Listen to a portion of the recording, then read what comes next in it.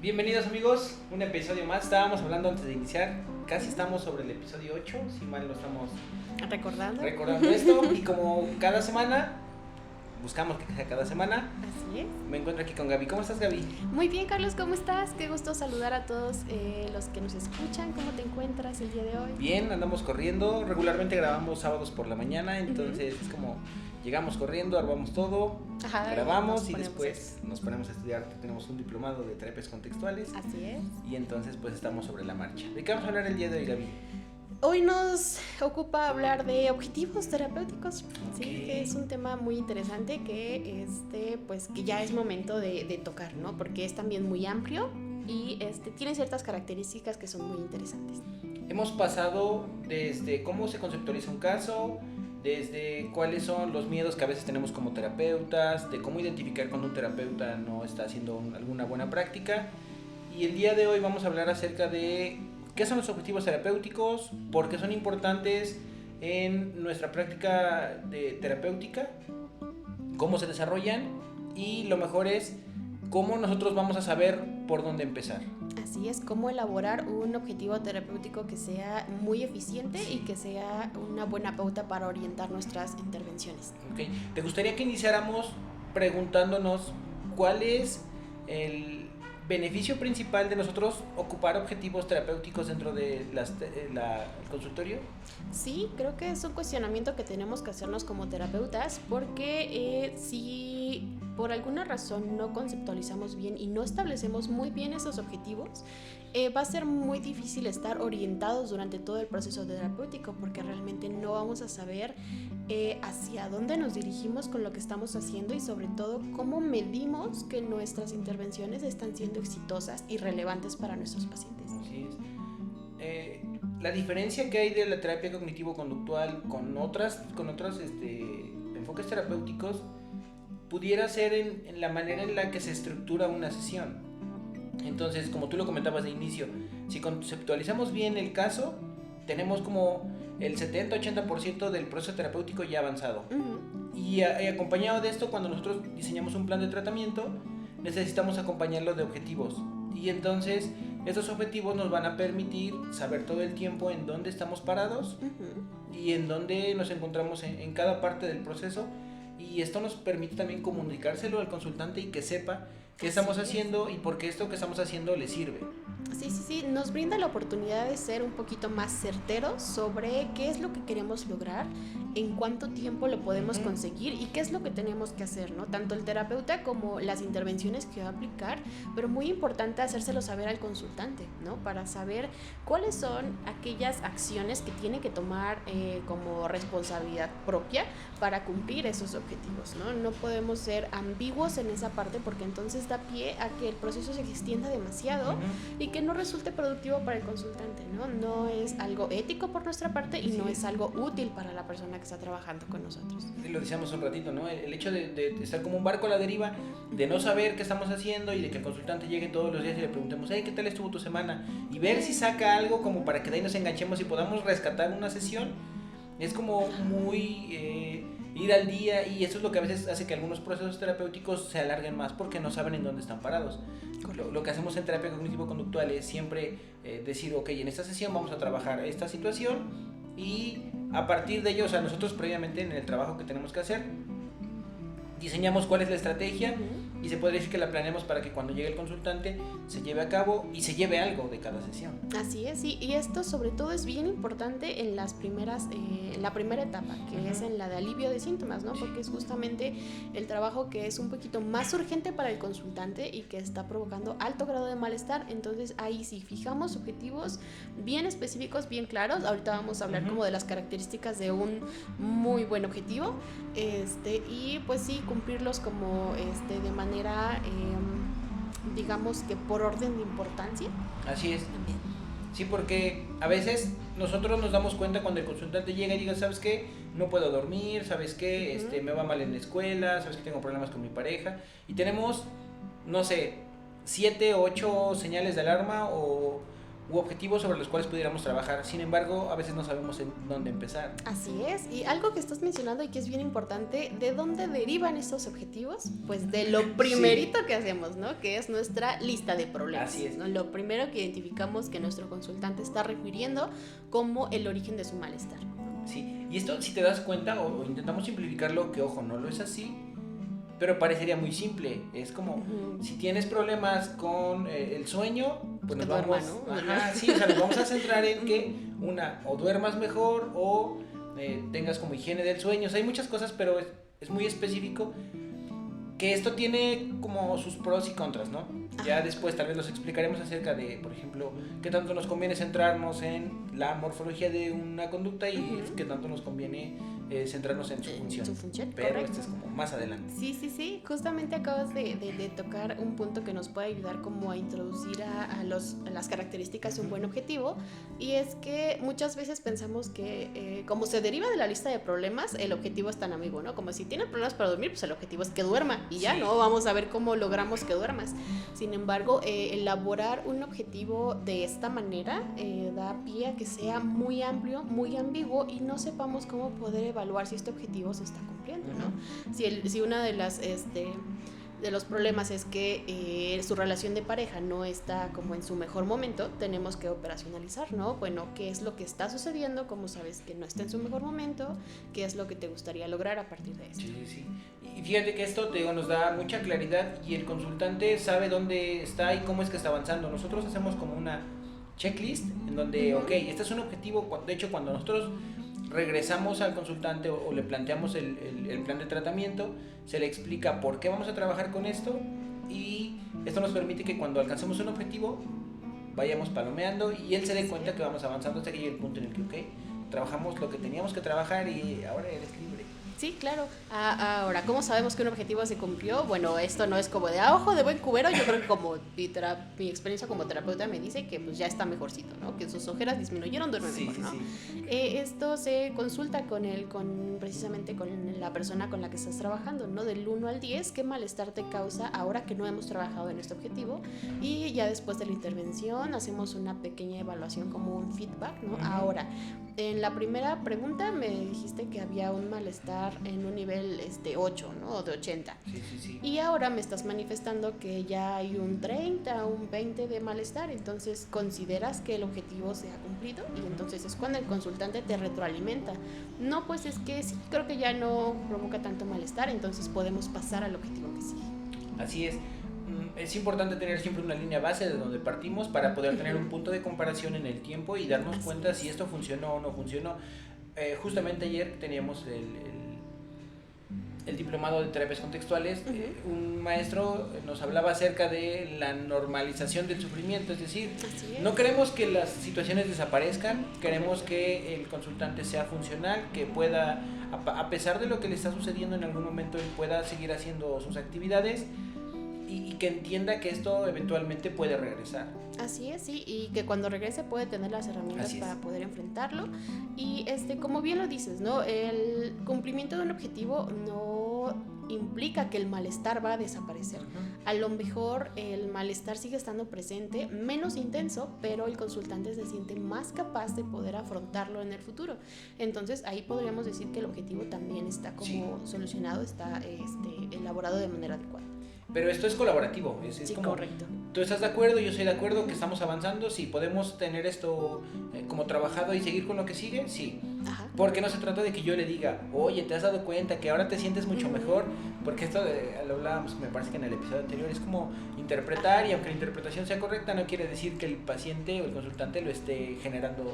Correcto, y como influir de cierta forma en tu paciente, ¿no? Porque muchas veces la relación terapéutica nos juega ahí uno, así como si mi terapeuta dice que pues ya está hecho esto, pues supongo que sí, ¿no? Porque él es el que sabe, yo sé que confío en él, ¿no? O sea, esto tiene que ser como un acuerdo en si este objetivo se cumplió y podemos pasar al siguiente. Ahora, esto es importante porque estamos partiendo de lo general en cuanto a un objetivo y buscamos llevarlo hacia lo que sea más medible, ¿no? Entonces, ¿qué ocupamos nosotros para poder diseñar un objetivo el cual pueda ser medible?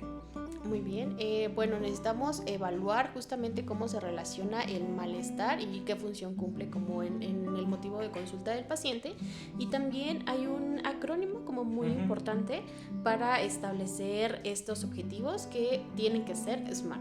Si nos pudieras platicar, Carlos, un poquito a qué se refiere el acrónimo SMART. La metodología SMART busca que un objetivo cumpla con ciertas características para que nosotros podamos controlar muchas variables y evitar que estemos como muy dispersos a la hora de diseñarlo y de llevarlo a cabo. El acrónimo es SMART precisamente por la S, bueno, está en inglés, mi pronunciación en inglés no es muy buena, entonces no me voy a meter en problemas, pero la S significa específico. Así es. La M es medible, la A es alcanzable, la M no, la R tiene que ser relevante y la T habla acerca de un lapso de tiempo, ¿no? Así es. Entonces vamos a descomponerlo de manera muy simplificada tal vez para no enredarnos tanto, porque entendamos que para esto necesitaríamos como tener un caso y poder explicar o generar un objetivo, pero a partir de una conceptualización. Entonces es algo que no pudiéramos hacer, pero sí podemos mencionar de manera muy general. Correcto, es algo que en un formato como de podcast es un poquito más complicado, pero ahí van a ver como ciertos eventos en donde sí se puede. Hacemos un paréntesis y de una vez es importante avisarles a los que están escuchando este podcast, que sean psicólogos y que quieran formarse en terapia cognitivo-conductual. Vamos a abrir un grupo de estudio para que precisamente ahí podamos familiarizarnos con esos tipos de procesos y que ustedes puedan tener como el primer acercamiento a la terapia cognitivo-conductual, y ya si en un futuro quieren especializarse, pues ya partirá de cada uno. Correcto, para que tengan este acercamiento y sobre todo para llevar un poquito más como a la práctica, a lo muy pues sí, a los ejemplos de lo que estamos hablando en este podcast, ¿no? Es como una buena oportunidad, ahí lo dejamos por si alguno está interesado. Eso es. Ahora, la S de específico, ¿por qué un objetivo tiene que ser específico? Para evitar ambigüedad como al momento de establecer qué es lo que vamos a trabajar, ¿no? Si un objetivo no es específico, corremos el riesgo de que no sepamos ni siquiera por dónde abordar, ¿no? Es decir, es demasiado amplio, entonces pues como no estoy delimitando nada, pues no tengo muy claro cuál es el problema ni cómo lo voy a solucionar. Es como caer en el echaleganismo, ¿no? Correcto. Entonces, ¿qué es lo que necesitas? Bueno, es que creo que necesito hacer ejercicio. ¿Cómo pudiéramos nosotros desarmar esta petición de que necesito hacer ejercicio en un objetivo específico? Por ejemplo, ¿cuál es la necesidad subyacente de necesitar hacer ejercicio, ¿no? Por ejemplo, a lo mejor cuidar mi salud. ¿Está bien? ¿Cuántas veces necesita llevarse a cabo este ejercicio para cuidar tu salud? ¿Qué tipo de ejercicio sería el más adecuado para que tú pudieras cuidar tu salud de la manera en la que quieres hacerlo, ¿no? Porque no es lo mismo hacer cardio intenso que hacer musculatura, ¿no? Tiene como dos objetivos muy diferentes y tiene aportes a la salud bastante distintos. Entonces, a esto nos referimos con ser específicos, poder desmenuzar como pechuguita el problema y entonces poder ponerle atención a realmente qué es lo que queremos conseguir, en este caso, por ejemplo, con hacer ejercicio. Así es, y siempre tomando en cuenta el entorno del consultante. Correcto. ¿Sale? Porque vamos a poner un ejemplo, esto es muy hipotético, Bueno, voy a poner un ejemplo en mí. Vamos a suponer que peso 120 kilos y yo quiero hacer ejercicio, ¿sale? Entonces para mí pudiera no ser tan relevante el salir a correr en escaleras, porque precisamente mi peso me podría jugar en contra en cuanto a las articulaciones, pero sí podría hacer bicicleta, sí podría hacer natación. Entonces lo específico aquí es buscar cuál es la actividad que le acomoda al consultante de acuerdo a su entorno, a su contexto. Así es. Y que sea algo que él esté también como dispuesto a realizar. Así es, y que sobre todo que existan altas probabilidades de que el consultante pueda trabajar en este objetivo de manera independiente y autónoma. Sí, se supone que para este punto de la terapia nosotros ya generamos un buen vínculo, una buena relación terapéutica, y ambos estamos conscientes de que esto es lo que nos va a ayudar a que las cosas dejen de estar pasando como suceden. Entonces sí ya tendría que haber colaboración de parte del consultante. Así es. Ahora, cuando hablamos de que el objetivo tiene que ser medible, ¿cómo nosotros o qué ocupamos nosotros, qué medidas ocupamos para darnos cuenta de que algo se está alcanzando? Ok, puede ser de varios tipos de medida. Podemos utilizar como escalas, podemos utilizar también medidas de frecuencia, medidas de tiempo. ¿A qué nos referimos con medible? Bueno, pues a tal cual como se escucha, ¿no? A que podamos evaluar de manera como muy objetiva, incluso hasta numérica, el cumplimiento, o bueno, más bien como la visión que tenemos de este objetivo, ¿no? A lo mejor 2 veces por semana, hablando de este ejercicio, ¿no? ¿Cuántas veces lo vas a realizar? Pues de 2 a 3 veces por semana para iniciar, ¿no? ¿Cuánto tiempo? Por 1 hora, ¿qué días? Los lunes, los miércoles y los viernes. Okay. ¿No? Eso es muy medible. Sí, nos da toda la pauta para que tengamos lo que te hablaba del checklist. Así ¿Se es. logró? No se logró, ok. Se supone que a partir de que los objetivos se vayan cumpliendo, nosotros podemos desarrollar como una escala de medición precisamente en la cual se vaya viendo si está viendo mejoría. Porque la idea es que, como está diseñado a partir de lo que nosotros sabemos que le puede ayudar al consultante, tendríamos que poner como evidencia de que eso que está haciendo le está generando algún cambio. Correcto, y aquí hay que aclarar que el objetivo se puede hacer medible tanto en como el diseño de cómo se va a aplicar, tanto como en la evaluación, ¿no? Le preguntamos al paciente, como bien lo mencionabas, ¿no? Una línea base antes de aplicar este objetivo, del 1 al 100, ¿qué tanto malestar experimentas, ¿no? Después de que se haya cumplido, de que se haya trabajado, ahora sí del 1 al 100, cuánto malestar presentas, y como el objetivo, valga la redundancia, es que este malestar se haya reducido. Okay. Sí, no, esto nos permite todo el tiempo estar como en conocimiento, porque si algo no sale bien, lo podemos modificar. Correcto. Muy rápido. Podemos preguntar qué es lo que se te dificultó, ¿no? ¿Qué otras herramientas te puedo brindar para que este objetivo se pueda cumplir? Y podemos reevaluar. Ahora, esto nos amarra con la siguiente parte, que es que el objetivo tiene que ser alcanzable. Entonces, a veces, cuando estamos en consulta y todas las cosas nos abruman, nos damos cuenta que queremos hacer muchos cambios, los queremos hacer ya. Correcto. Y queremos que todo esto funcione. Entonces, si nosotros como terapeutas no tenemos la tranquilidad, el temple y la mesura. Sí, de poder decir, ok, entiendo que está bien que quieras correr, sin embargo, ¿qué podría pasar si lo hacemos todo muy rápido? Es como encontrar el punto de que tal vez sería contraproducente el hecho de planear, no sé, 20 objetivos y quererlos llevar todos al mismo tiempo, porque si algo no sale bien, posiblemente podría tener el efecto opuesto. Así es, esto me lleva mucho a pensar en cómo una elaboración deficiente de objetivos puede incluso llegar a frustrar a nuestros consultantes, porque el hecho de no alcanzarlos y no alcanzarlos en el tiempo que se tenía previsto, porque te sientes abrumado, porque te sientes pues un objetivo que es demasiado grande o que lo percibes como muy amplio, muy enorme para ti, entonces disminuye la probabilidad de que el consultante siga trabajando y siga teniendo como ese entusiasmo y esa disponibilidad de acción en la consulta. Así es, y te digo, mucho depende de la pericia que tengamos como terapeutas, porque voy a regresarme otra vez al ejemplo del ejercicio. Va a haber consultantes que te digan, ¿sabes qué? Pues tal vez el hacer ejercicio pueda hacer con lo que pueda mejorar.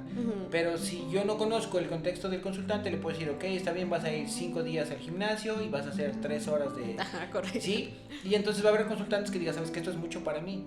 Y ahí lo que tenemos que hacer es desarmarlo en pedazos muy pequeñitos. Correcto. Sin embargo, va a haber consultantes que te digan, bueno, yo ya de por sí voy 5 días al gimnasio, yo necesito algo más. Entonces necesitamos adecuar precisamente los objetivos a el contexto de cada...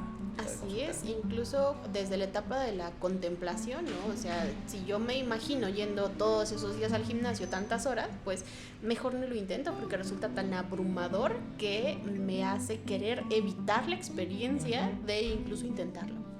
Sí, ¿no? Y por eso son como microdosis para precisamente reducir esta resistencia al cambio. Así es, vamos a descomponer un objetivo grande en pequeños pasitos para que sea mucho más sencillo para nuestro consultante y sobre todo para que sea efectivo. Sí, y esto nos llevaría tal vez de manera implícita a poder psicoeducar al consultante en que los procesos requieren en algún momento un tiempo determinado, entonces que tenga paciencia, que confíe en él, en el proceso y en el terapeuta, y que esto le tiene que dar resultados. Correcto, sí. Ahora, nos pasamos a que el objetivo tiene que ser relevante. Y aquí está bien interesante, y lo platicábamos en la previa, por ejemplo, cuando hablamos de activación conductual para la depresión. Correcto. Hay alguna crítica a la bibliografía en donde nos dicen que la activación conductual es poner a hacer ejercicio al consultante. Y entonces cuando tú te empiezas a documentar y ves a tus consultantes, te das cuenta que no necesariamente lo que requieren es ejercicio o movimiento.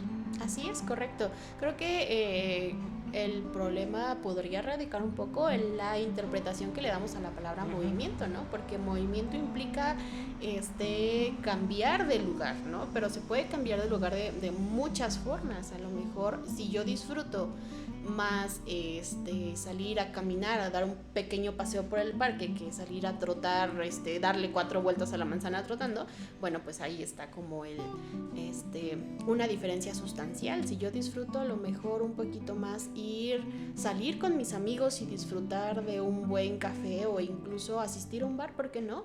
Eso me está moviendo, me está llevando a la acción. No precisamente tiene que ver como con ejercitar, tener una rutina de ejercicio establecida y seguirle cumplir.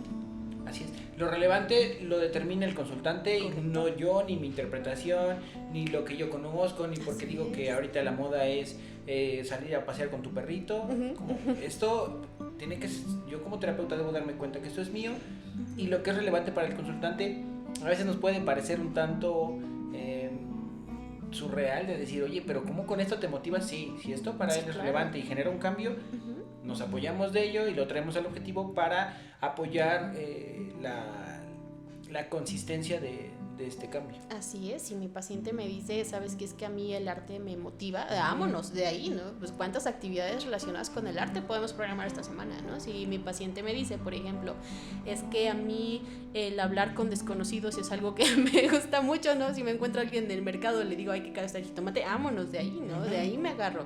Aquello que es relevante para mí no tiene que ser relevante para mi consultante, y aquello que es relevante para mi consultante, aunque a mí me pueda parecer un poco desfasado, vámonos de ahí, nos agarramos.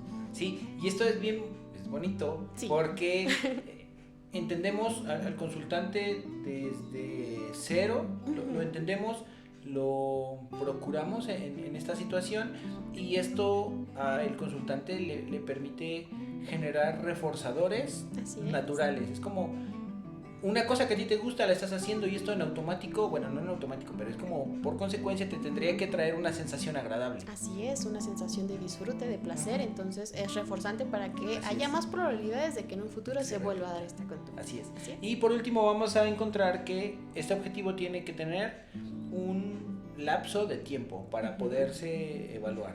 Correcto, tiene que tener un lapso de tiempo para aplicar y para evaluar, es decir, cuestión del ejercicio, ¿no? Por ejemplo, ¿cuántas veces en esta semana, ¿no? ¿Cuánto lo vamos a aplicar en esta semana o en este mes de aplicación y de evaluación? Después de cuántos meses o después de cuántas semanas haciendo esto, puedo volverte a preguntar del 1 al 10 qué tanto malestar, ¿no? Y vuelvo a evaluar con base a mi línea básica. Sí, y esto nos permite no alargarnos tanto, porque algo que sucede mucho cuando queremos generar algún cambio es como, de aquí a Semana Santa tengo que estar, no sé, con tantos kilos menos. Pero estamos en octubre. Entonces te pones una meta muy larga en el tiempo, y esto pudiera ser como una situación que nos ponga el pie a la hora de diseñar una intervención, porque si a veces requerimos de esta como motivación constante, requerimos de este compromiso, cuando el periodo es muy largo es como, bueno, luego al final como cuando las tareas, ¿no? Procrastinar. A la última Correcto. hora. Sí.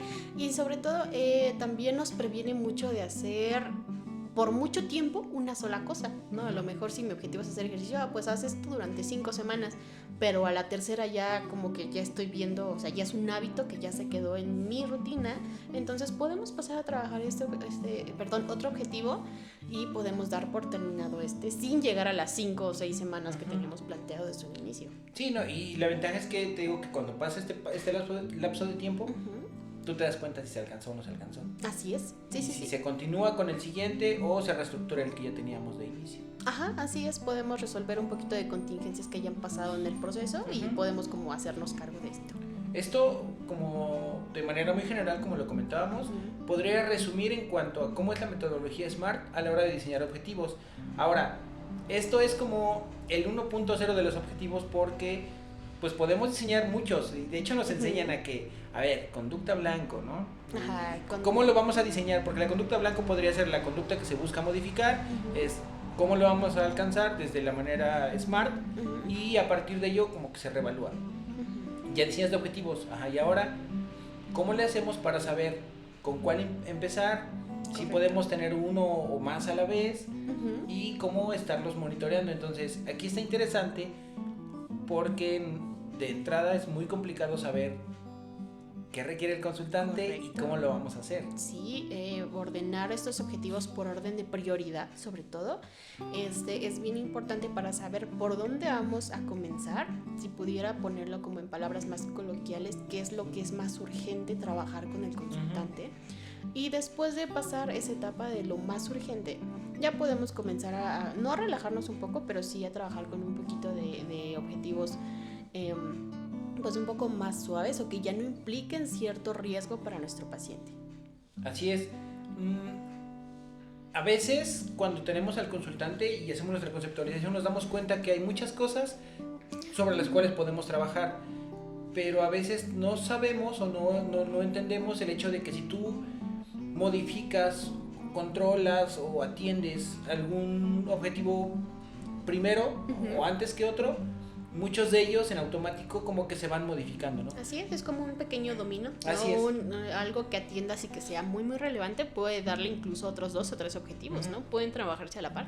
Por eso es que nosotros preparamos una lista, una clasificación de 6 puntos en la cual nosotros podemos compartirles cuál es la guía que nosotros utilizamos para cuando nosotros tenemos que priorizar con qué vamos a empezar a trabajar. Así es. ¿Sale? Ahora, esta es una clasificación, probablemente existan más, probablemente alguien que también tenga mucho más conocimiento va a decir ustedes no saben nada, pero esta es la clasificación que nos pasaron en la maestría, así que se las vamos compartimos, a lo mejor pueda aportar un poquito a su práctica clínica si están iniciando algún proceso terapéutico e identifican algún objetivo que caiga dentro de alguna de estas categorías, pues ya más o menos se puedan dar una idea de por dónde pueden comenzar. Ok, entonces vamos a iniciar con, dentro de lo más relevante, como que sería lo que tendría que ocupar más atención en nuestros procesos terapéuticos, es el daño autoinfligido. Así es. Y ahí vamos a poder encontrar violencia.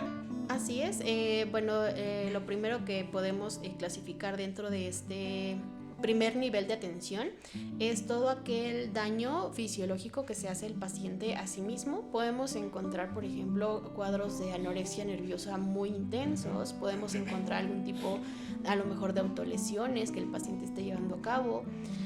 Podemos también clasificar ahí cierto intento suicida, incluso, ¿no? Intentos de desvivirse, ¿no? Sí, justo, ¿no? Por cuidar ciertas palabras por plataformas. Sí, todo este tipo como de conductas autolesivas o que tengan cierto como nivel de daño que el paciente pueda llevarse a cabo a sí mismo, es lo primerito que tenemos que atender. Sí, así nuestro paciente llegue con un cuadro clínico tal vez de depresión, pero tiene intentos de desvivir. Así Entonces es. atendemos primero esto y ya lo demás viene como a segundo término. Es violencia, daño autoinfligido, y podemos encontrar también ahí condiciones contextuales complicadas. Así como es. desempleo, como deudas, como algún tipo de problema legal, incluso que tenga legales. nuestro paciente, sí, cosas relacionadas con el contexto que lo hagan vulnerable ante pues la situación que está viviendo, ¿no? Ahí encontramos también situaciones como de violencia intrafamiliar, de a lo mejor si vive en una zona que es demasiado insegura o con personas que pudieran tener potencial de atacarlo.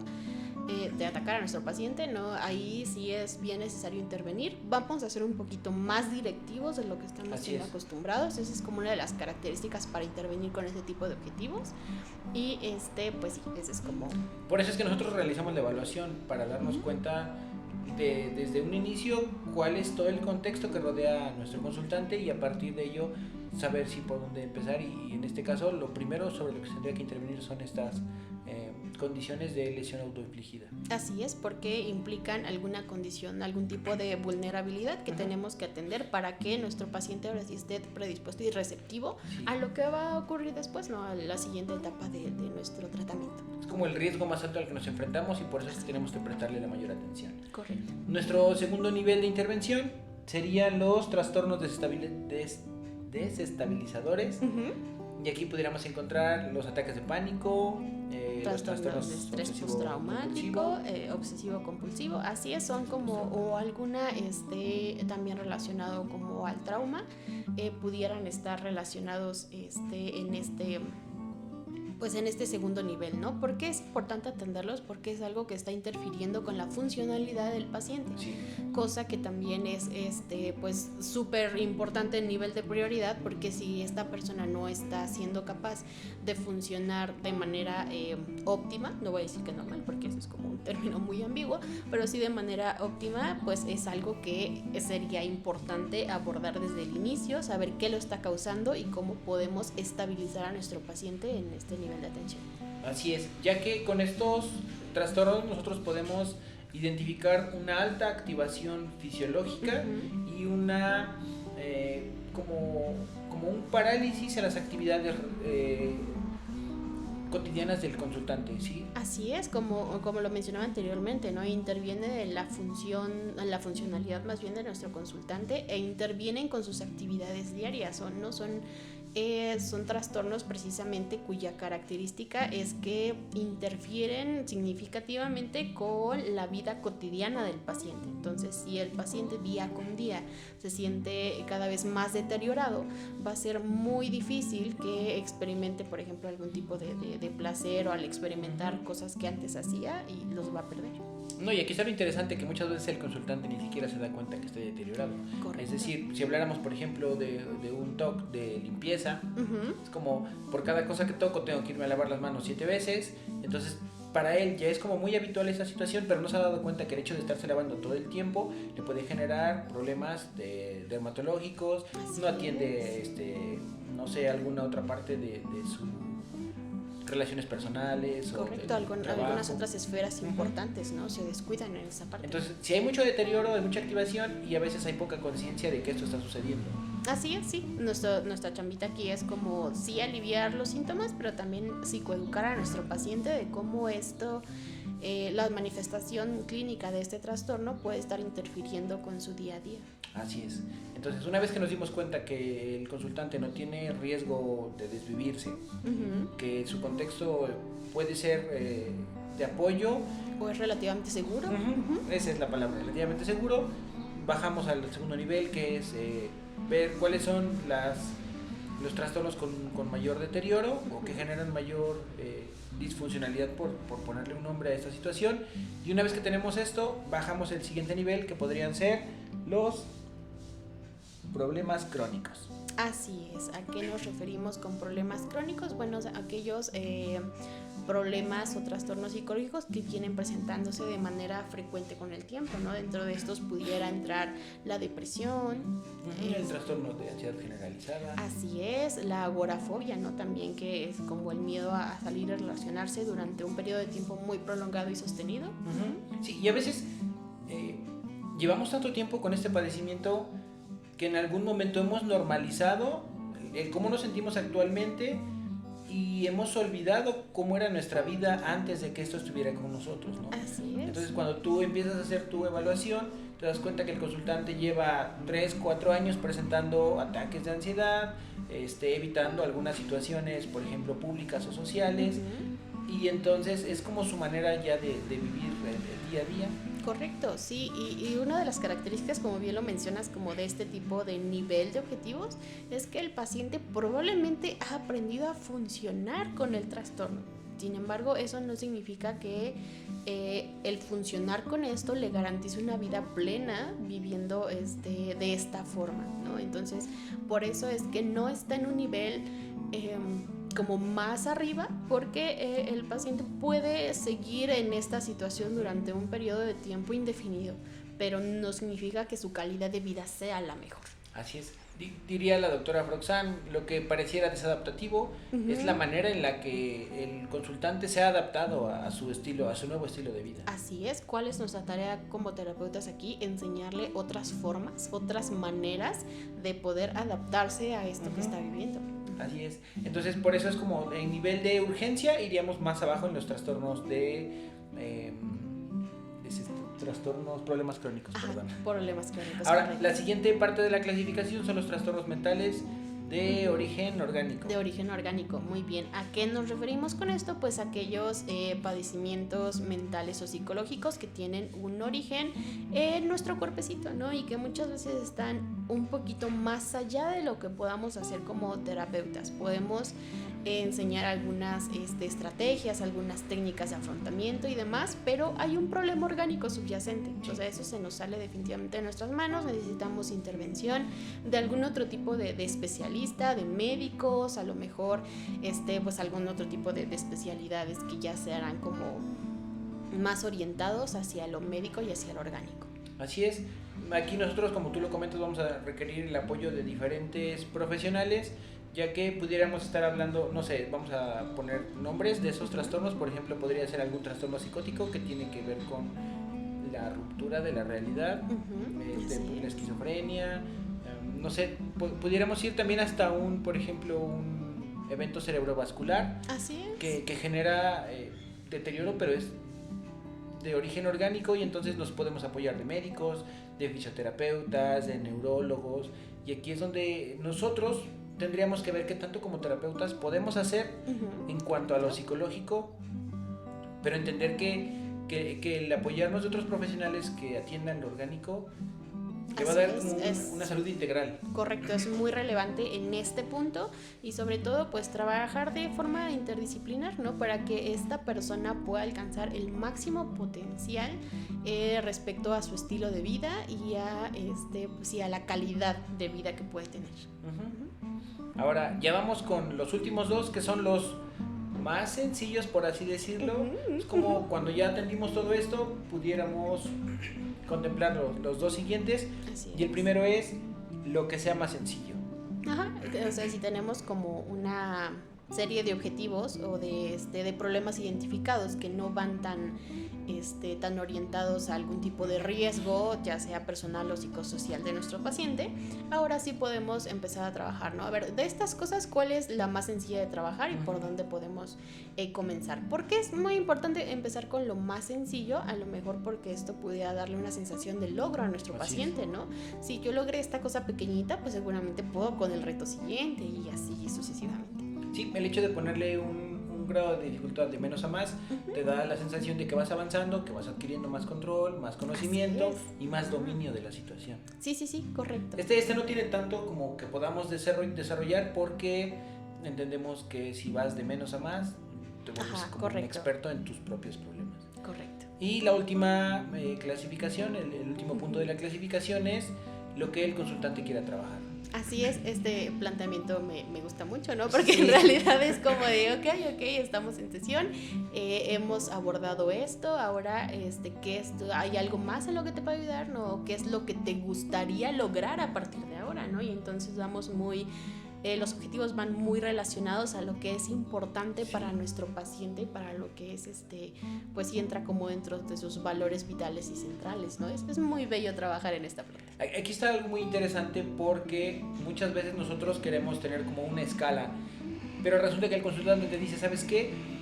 A mí no me interesa eso ahora, yo quiero solucionar esto, y entonces si hay mucha insistencia y entiendes que es algo con lo que te puedes desviar un poquito de tu plan de tratamiento y esto es significativo y relevante para el consultante, podemos empezar a trabajar. Así es también especialmente bello porque muchos de los otros niveles de intervención van muy relacionados a la reducción del malestar. Y esto va muy relacionado al incremento del bienestar, ¿no? Estamos ya relativamente estables, estamos relativamente bien. ¿Cómo podemos estar mejor? ¿Hacia dónde nos dirigimos? Sí, y esto también le da conocimiento al consultante de que lo que está siendo relevante para él y que es propuesto por él. O sea, hablando de la colaboratividad, esto refuerza mucho la colaboratividad. Sí, mucha autonomía por parte del consultante, ¿no? Sí. Este tema de los objetivos es algo muy interesante porque, como lo comentaba al inicio, cuando nosotros nos formamos, no te enseñan cómo hacerlo. ¿Sale? O sea, yo que vengo de una formación humanista, te podría decir que hasta en este momento yo no tenía claro por dónde ir. Cuando nosotros aprendemos a diseñar esos objetivos, te sientes más como si tuvieras un conocimiento más amplio del mapa donde estás trabajando, y esto te permite mucha seguridad y te permite que el consultante también se perciba en dónde está parado y hacia dónde va a ir. Así es, sí, lo acabas de mencionar de manera muy adecuada. Creo que la autoeficacia percibida que tiene tanto el terapeuta como el consultante es un factor que juega muy a favor cuando estos objetivos se plantean de manera inteligente, de manera smart. Venga, pues esperamos que este episodio, intentando abarcar lo más posible, les sea relevante, les sea significativo, les sea de utilidad. Recordarles, vamos a abrir el grupo de estudio de terapia cognitivo-conductual, entonces si nos están escuchando y se están formando o quieren formarse, se pueden integrar. Vamos a tener 2 clases al mes, ya vamos a estar compartiendo fechas más o menos, vamos a traer especialistas, es decir, las primeras que son como las de presentación, tal vez las hagamos nosotros, pero de ahí en fuera vamos a buscar traer especialistas. Correcto. Para que les puedan enriquecer desde su práctica profesional, desde su experiencia, y vamos a intentar complementar con modelamiento de habilidades terapéuticas, con algunos roleplays y con bibliografía para poder complementar esto. Así es. Va a ser gratuito, entonces tampoco se espanten, vamos a buscar un espacio gratuito. Nosotros estamos trabajando con algo que nos hubiera gustado tener cuando nosotros nos estábamos formando. A formar, entonces, cuando ponemos la información al alcance de los futuros profesionales, les permitimos a ustedes que puedan tener más información y que puedan decidir a través de una decisión más objetiva. Así es, y sobre todo abrir espacios en donde se comparta este tipo de conocimiento y se puedan llevar a la práctica. ¿Para qué? Porque en esto es muy importante cometer errores y reconocer nuestros aciertos, ¿no? Entonces hacerlo dentro de un entorno educativo, un entorno dinámico y un entorno seguro que nos pueda aportar a partir de ahí, creo que es muy valioso. Es algo que personalmente me hubiera gustado tener como durante mi formación, porque había algunas veces en las que me daban la bibliografía ahí aviéntatela y vámonos directamente con paciente, ¿no? Entonces es un camino un poquito solitario y sobre todo que sí te como que te genera conciencia de lo que estás haciendo. Sí. Y mucho sentido de responsabilidad, pero lo que estamos tratando de hacer aquí es tomar ese sentido de responsabilidad y convertirlo en cosas como muy productivas académicamente. Así es, y buscar que de inicio, te digo, esto va a ser un proyecto gratuito, y si ustedes se quieren formar en alguna especialidad, pues ahí sí van a tener que invertirle, pero pues ya van como...